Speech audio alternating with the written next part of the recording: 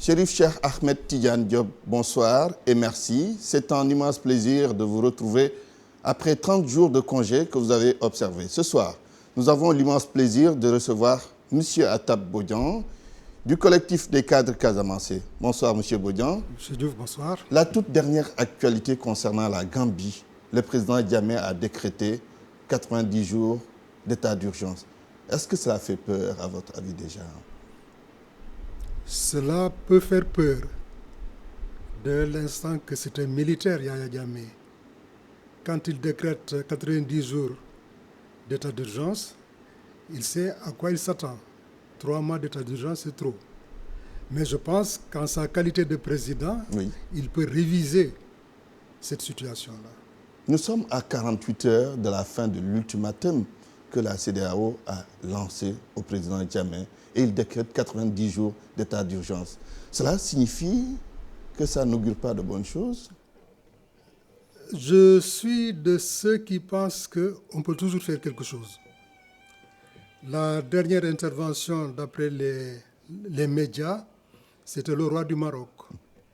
Je pense que si les intermédiaires continuent à défiler chez Yahya Jammeh, il arrivera peut-être quelqu'un qui pourrait lui faire revenir à la raison. Mais le temps est quand même court, avec tout ce qu'il y a comme médiation, tout ce qu'il y a comme, en tout cas, intervention. Je pense que c'est possible. Je pense que ceux qui sont concernés pour la médiation n'ont pas baissé les bras.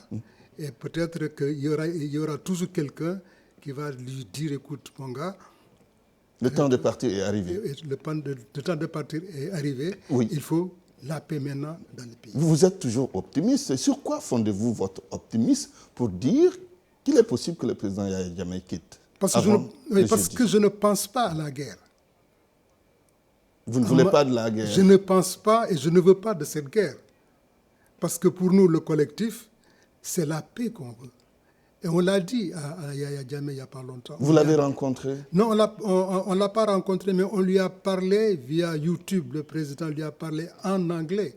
Et nous, le collectif, lors de nos points de presse, on a parlé et en Diola, et en Manding, et en Wolof, les principales langues parlées aussi bien au Sénégal qu'en Ghana. Mais jusque-là, vous n'avez aucune réponse par rapport au message que vous avez lancé. Mais nous avons espoir, parce que nous avons espoir, M.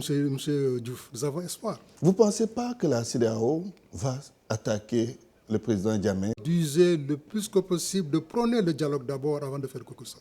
Mais juste là, on est dans le dialogue. Oui, mais il s'entête, il ne veut pas quitter le pouvoir. Oui, il s'entête. Bon, il a ses raisons à lui, mais je suis persuadé peut-être qu'on arrivera à lui faire que... Oui. En cas de refus, qu'est-ce qu'il faut faire? L'intervention militaire? Je ne prône pas l'intervention militaire. Mais en cas de refus? En cas de refus, non. Qu'est-ce qu'il faut faire en cas de refus? Alors, les autorités politiques sont là pour ça, mais en tant que cadre, membre des cadres casamançais, je ne pense pas qu'on en arrive là. Vous avez quand même une opinion par rapport à ce qu'on doit faire. Certains pensent qu'il faut l'asphyxier économiquement, d'autres pensent qu'il faut l'isoler diplomatiquement. Il est presque déjà isolé depuis longtemps. On n'a pas envisagé ces cas de sanctions, parce que c'est des sanctions. L'isoler économiquement, c'est des sanctions. On n'en est pas encore là. Je veux qu'on use encore du dialogue pour arriver à le raisonner. Et j'ai bon espoir, nous avons 48 heures, il se pourrait qu'il y ait un messie. Tout peut arriver d'ici 48 heures. Je suis vraiment optimiste. Très bien. Alors, Atab Bodian, aujourd'hui, vu la situation de la Gambie, il y a beaucoup de populations qui quittent ce pays pour se réfugier dans des villes du sud, comme Bignona, comme Ziguinchor, entre autres. À l'heure actuelle, la situation est-elle inquiétante dans le sud? Elle est inquiétante dès l'instant que ces populations qui quittent vont rejoindre d'autres populations qui sont déjà dans la précarité due au conflit. Donc la situation est alarmante. Et qu'est-ce qu'il faut faire face à ce flux migratoire, puisqu'il faut l'appeler ainsi? Oui, c'est un flux migratoire qui vient compliquer la situation sociale des populations casamançaises déjà.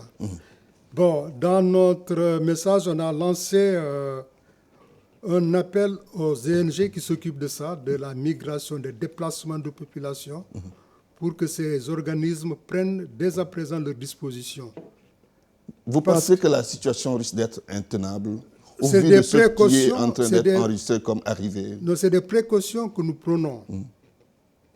Bien que pour nous, il n'y aura pas de conflit, mais on préfère dire à ceux qui s'occupent des migrations, à ceux qui s'occupent de distribuer des denrées à des populations qui sont dans la précarité la plus complète, on leur demande de prendre les dispositions nécessaires dès à présent. Oui, on a entendu le président du conseil départemental de Bignona, Mamina Camara pour ne pas le nommer,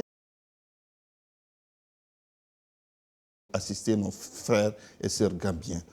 Est-ce que vous pensez qu'au-delà des organisations qui s'occupent de migration et d'humanitaire, les collectivités locales du Sud doivent aussi apporter leur contribution pour aider ces populations migratoires? Il faut bien. Parce que les populations qui reçoivent les déplacés sont sous la tutelle des collectivités locales. Or, M. Camara, dont vous parlez, il connaît dans quelle situation se trouvent ces populations. S'ils ne prennent pas les dispositions nécessaires pour renforcer en denrées les populations réceptrices, il va sans dire que la situation risque de s'aggraver. C'est la raison pour laquelle je salue sa vision de prendre les dispositions nécessaires en tant que avec des familles modestes quand même qui n'ont pas beaucoup de moyens pour bien prendre en charge leurs hôtes. Elles sont bien nombreuses, beaucoup nombreuses en Casamance, les familles modestes dont vous parlez. Parce que le conflit, je vous l'ai dit tout à l'heure, le conflit a pas appauvri, mais a augmenté la précarité, a mis sur la précarité. Tous les ressortissants du Sud que j'ai eu à écouter, pour l'essentiel, sont contre une intervention militaire. C'est dû particulièrement à la situation géographique ou bien c'est dû par ailleurs à autre chose? Il y a la situation géographique. Il y a que ces populations connaissent les affres de la guerre.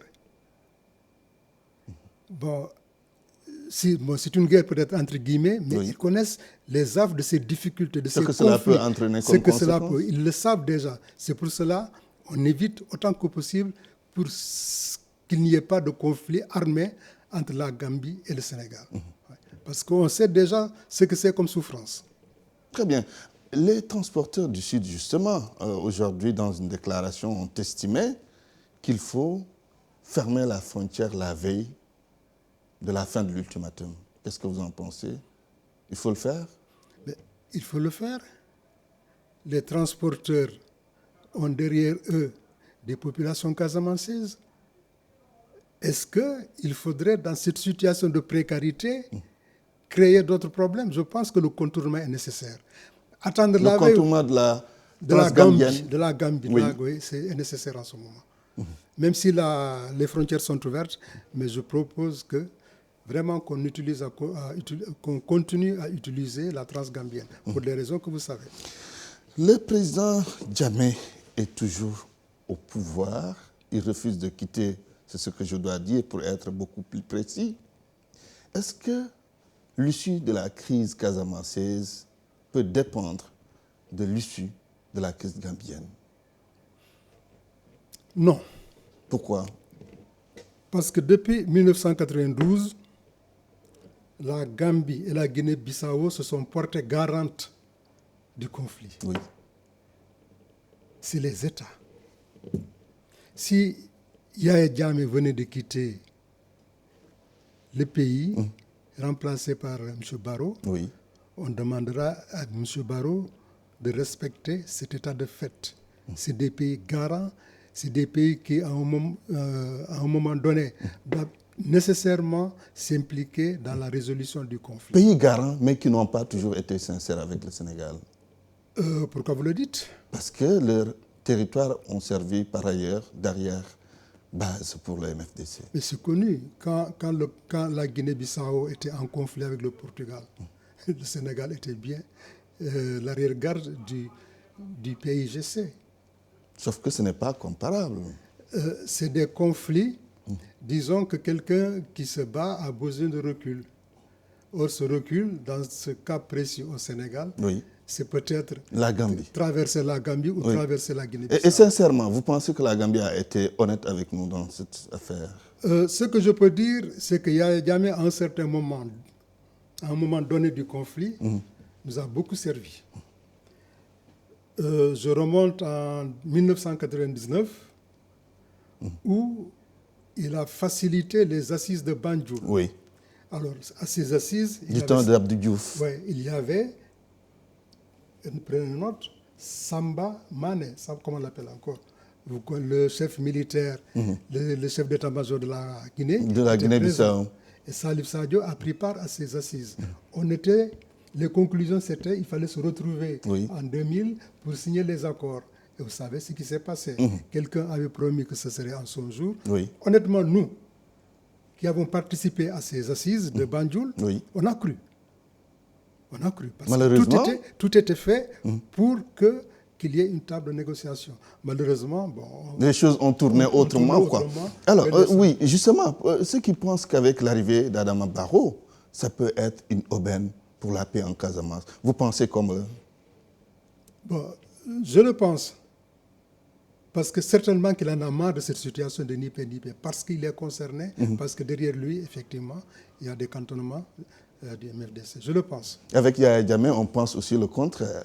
Yahya Jammeh, je ne peux rien dire parce qu'on n'a pas d'éléments pour le juger. Moi, je m'arrête à ces éléments. Avec tout ce qu'il a fait, Comme c'était mon exemple. oui, et ses acquaintances avec le MFDC.